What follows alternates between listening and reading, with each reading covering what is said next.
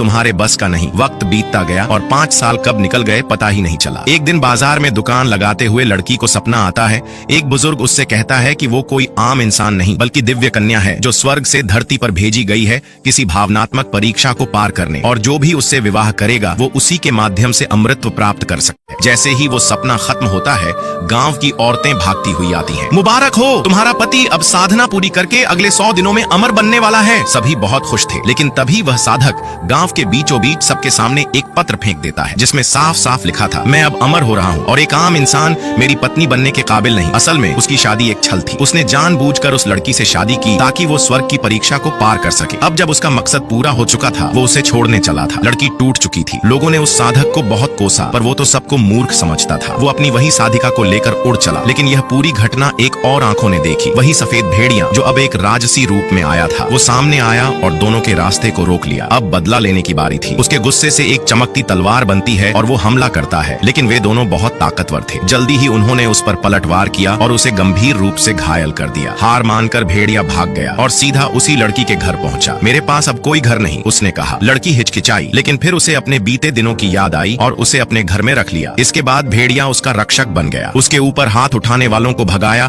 उसे साधना सिखाई और फिर एक दिन अपने दिल की बात कह दी, मैं तुम्हें चाहता हूँ और जिंदगी भर तुम्हारा साथ दूंगा। लड़की का दिल पिघल गया, लेकिन उसने एक शर्त रखी, इस बार शादी सबके सामने होगी। गांव में शादी की तैयारियां जोर शोर से शुरू हो गईं। लोग खुश थे, माहौल रंगीन था। और वहीं दूसरी ओर वो साधक जिसका नाम अब सामने आता है, विनायक, उसकी उड़ान यानी फाइनल फेज आने वाला था, पर अचानक उसकी उड़ान फेल हो जाती है। चौंक कर वह अपनी साधिका से पूछता है तो वो कहती है, शायद तुम्हें अमृतत्व वहीं मिलेगा जहाँ तुम्हारी परीक्षा शुरू हुई थी। उसका दिमाग एकदम खुलता है। लड़की का घर, अब सब समझ आ गया। वो दौड़कर फिर उसी गांव आता है। उधर लड़की और सफेद भेड़िया की शादी हो रही होती है। जैसे ही वे फेरे शुरू करने वाले होते हैं, विनायक वहाँ आ धमकता है, ये वही भेड़िया है जिससे मैंने 3 महीने पहले युद्ध किया था। वह चिल्लाता है, एक हारने वाला भेड़िया एक इंसान की शादी करने चला है। गांव वाले चौंक गए, लेकिन लड़की खड़ी हुई। चाहे वो इंसान हो या यक्ष, वो मेरा पति है और मुझे उस पर गर्व है। भेड़िए की आंखें भर आईं। विनायक हंसा, आज भी तू वैसी ही बेवकूफ है। एक यक्ष को अपना जीवन साथी बना बैठी। तुम्हारे जैसी को मैंने एक बार प्यार का झांसा देकर इस्तेमाल किया था और तुमने अब उसी जैसे से शादी कर ली। भेड़िया गुस्से से कांप उठा, तू एक पाखंडी है विनायक। तूने एक लड़की को झूठे प्यार में फंसाकर उसे धोखा दिया और अब खुद को धार्मिक दिखाने की कोशिश करता है।